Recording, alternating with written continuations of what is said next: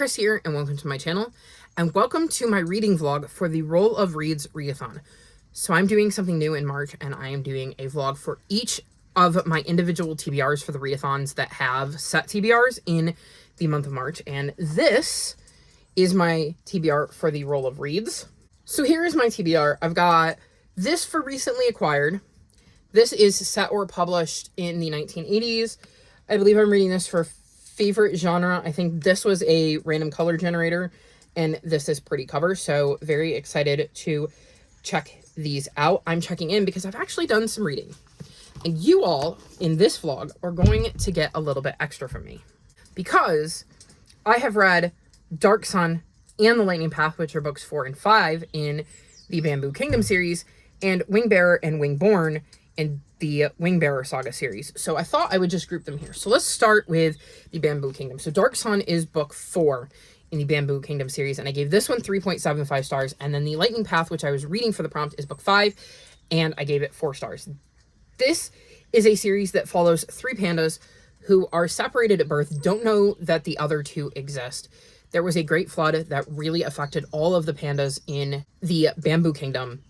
And in the first book, we find out there's a prophecy that leads to these pandas being very important and having to kind of come back together and finding out about each other's existence. I love Aaron Hunter. Anybody who's followed my channel for a while knows how much I love Aaron Hunter and their series. And this one, I think, is probably my least favorite. I am not loving the characters as much as I love some of the other characters.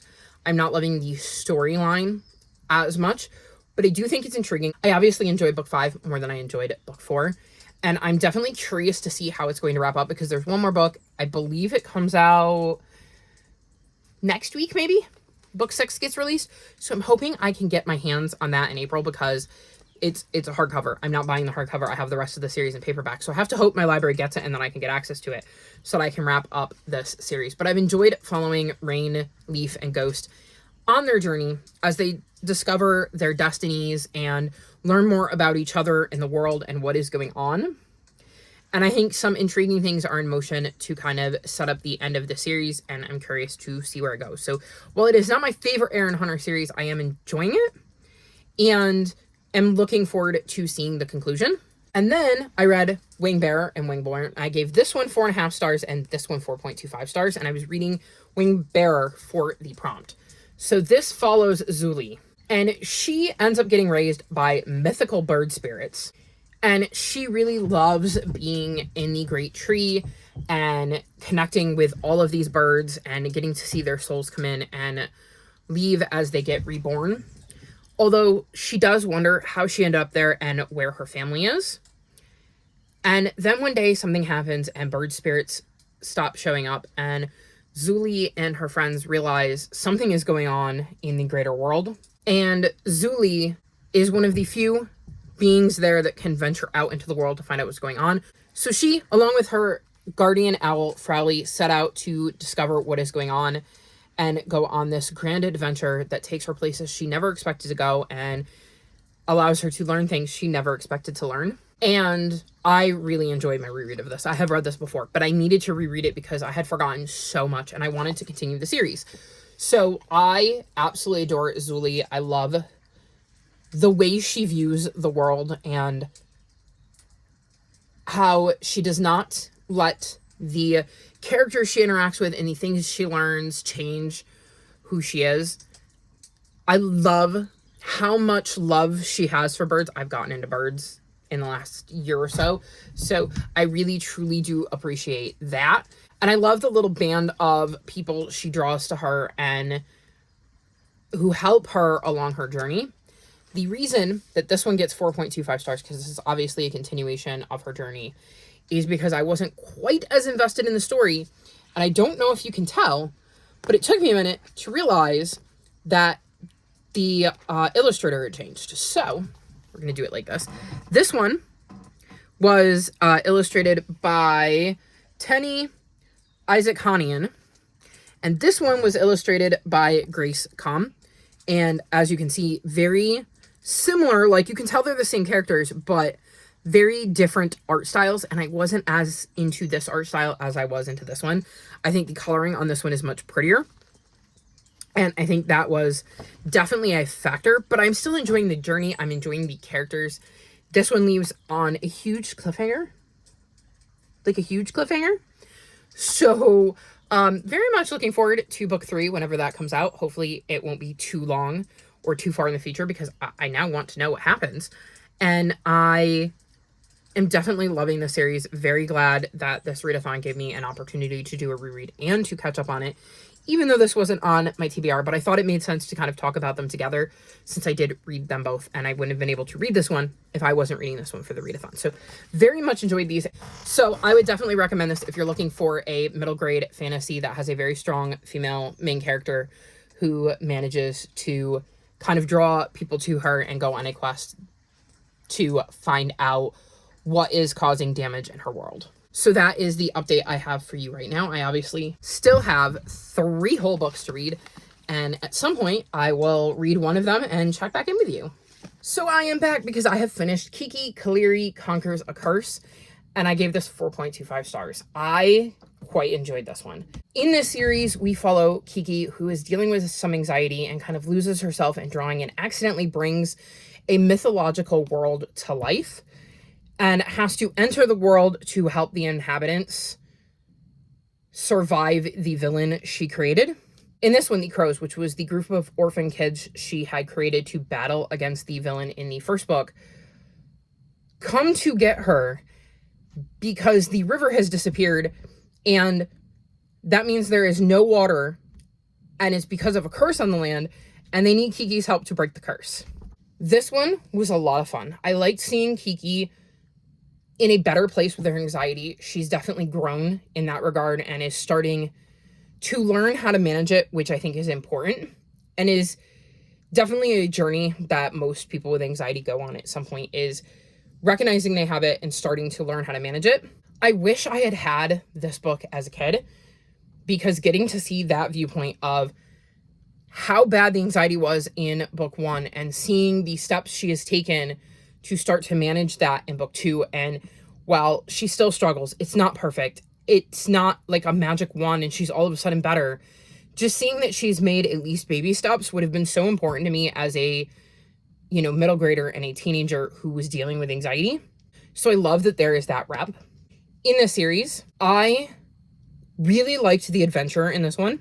There were a lot of moving parts to it, and I thought that that was quite intriguing to try to figure out what was going on. I think I figured out some things before Kiki did, which I think brought down my rating. There was also a very surprising twist partway through the book that I thought was brilliant. I don't know if there's going to be more books in this series. I think it's kind of left open-ended. And for now, this is going on my up-to-date page on my series to continue. Although, let me see, when was this released? 2022. I will probably, if there hasn't been any news about a book 3, move this to status unknown at the end of the year. I try not to have a series where nobody has talked about the fact that there is definitely going to be another book on my up-to-date page. That's why I have a status unknown page on my spreadsheet. It's for series that are kind of in limbo, where I just legitimately don't know if it was supposed to be the end, or if they just never got contracted for the next book, or if they're just in the process of writing it. A good example of something that would be on my up-to-date shelf that we've been waiting for the next book for a long while is both the Name of the Wind series and the Gentleman Bastard series, because everything says there's going to be another book. They've announced books. They've talked about the fact that they're working on the next book. So it's not a ambiguous limbo thing where it's like, it feels like there might be a book 3 set up, for instance, with this one, but there's actually been no announcement or nothing like concrete. Or what's a good series? I don't know what it's called, but it's by Sean Easley. It's the first one's like The Hotel of Lost Things or something like that. I've read both of those books twice. I know there's supposed to be a third book based on the content of the books, but as far as I know, no third book has been announced, so I don't know if Sean Easley ever got a deal to write the third book. Another great series that's an example of is The Familiars. That might actually be on my DNF page now, but it can be read as a trilogy, but there is a book 4 that felt like it was the first book in a second arc, like a second 3 books in the trilogy, And I believe I read somewhere that the author just never got an order from a publisher for books 5 and 6.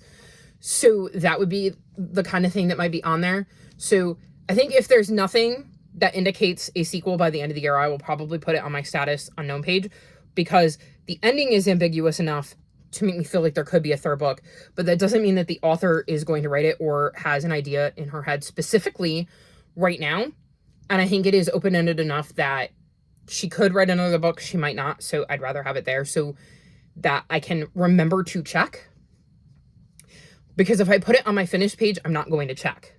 So yeah, definitely would read more if the author wanted to write more in the series. So we'll see.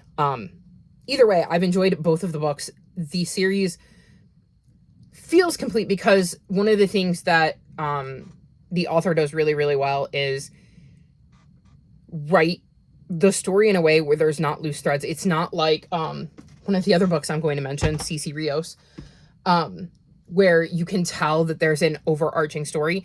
Each of these feels kind of self-contained. I wouldn't suggest reading them separately because there are definitely things in here that you would need to know to read this if you hadn't read book 1. Like, you would be very confused and it would spoil things for book 1. But like the actual, like, the curse that she is working on is all resolved within this one. It is not something that is overarching throughout each of the books, if that makes sense. So definitely enjoy the series and would want more if the author was willing to write them. Sorry for a bit of a ramble about my spreadsheet. I just get really excited talking about my series spreadsheet, especially when series are such a big part of one of my goals this year. Anywho, that means I have these two left, Cece and Babe. I plan to get to both of them in the last 3 days of March, so we're cutting it close to the wire, but I think I'm going to get there in the end. I'm actually planning on starting CC tonight, so we're going to get some of that done, and hopefully I can check in the next couple days and be like, I did it, I finished my TBR. So I will see you either way by the end of the month to wrap this vlog up and let you know how I did. So I will either check in to tell you that I finished both books and what I thought of them, or I will check in to tell you what I did manage to accomplish and where I ended up.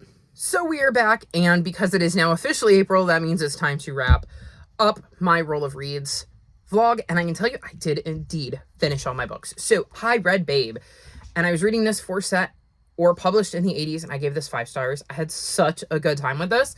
This was super cute. This follows a young pig named Babe who is won at a fair by Mr. Hoggett, and Mrs. Hoggett is looking forward to kind of fattening Babe up, and when Babe becomes like an adult pig, you know, having some meals out of him. But he soon proves to be indispensable around the farm and smarter than your average pig. And one of the ways he does this is by becoming a sheep pig. And he becomes so good at being a sheep pig, his owner enters him in the Grand Challenge Sheepdog Trials. And he's got to show whether a sheep pig can actually be better than a sheepdog. And I just had so much fun with this. I loved Babe. I loved the relationships he developed with the different animals on the farm. I was engrossed from the word go. I cannot believe it's taken me this long to read this. If the movie is as cute as this book, I need to watch that too. I had such a good time with this. So incredibly glad that this readathon made me pick up this book now. It's probably one I would have gotten to this year, but I'm so glad I picked it up now. I really needed a 5-star, and this absolutely gave it to me. And just, I love this book. If you haven't picked it up, you absolutely should. It's super, super cute. And then the last book I needed to read was for favorite genre, which was fantasy, and I read C.C. Rios and the Queen of Brujas and gave this 3.25 stars.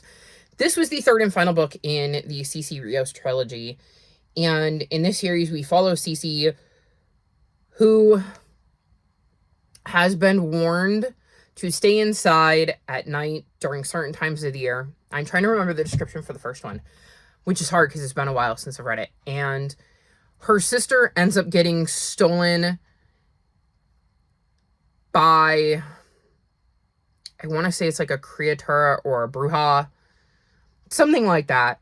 And she's not just going to let her sister go like they would some of the other girls in her town who have disappeared that way.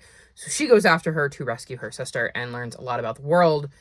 And I would say like the myths and legends of her culture and her people. And I enjoyed the first book, but I feel like the series has gone down for me. And I don't know whether it's because I've read a lot of books like this and this one isn't hitting, or if I'm kind of moving away from this style of book. But by the end, I just was not as invested as I was in the first book. I am starting to take a good, long, hard look at some series I've been into for a while. and have not picked up or been drawn back to for whatever reason, and considering whether I want to continue them.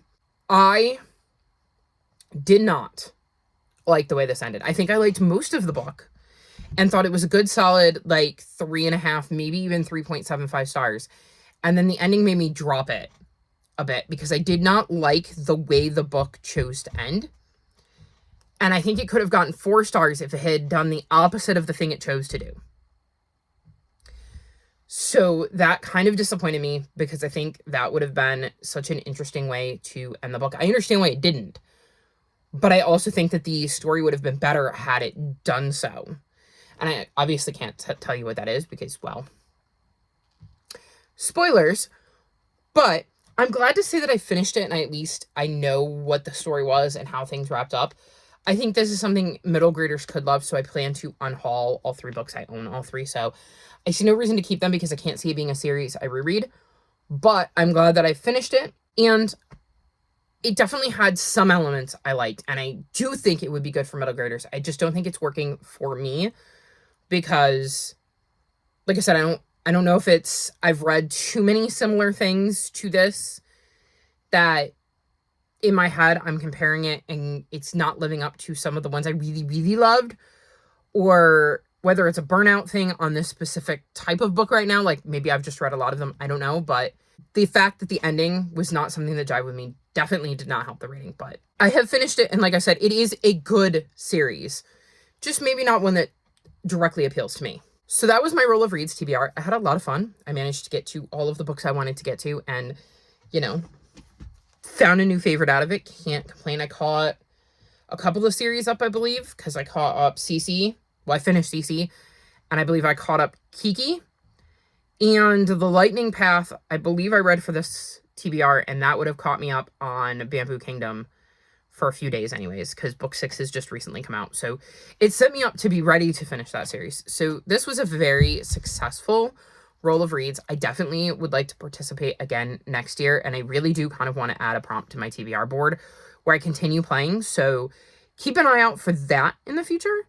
Thank you to Mel for hosting, and I look forward to seeing everybody hopefully back here next year to do it all again. All of my social media is linked in the description below if you'd like to come chat with me. If you've made it this far in the video, leave me pig emojis in honor of Babe. Like this video and subscribe to my channel, and I'll talk to you next time. Bye!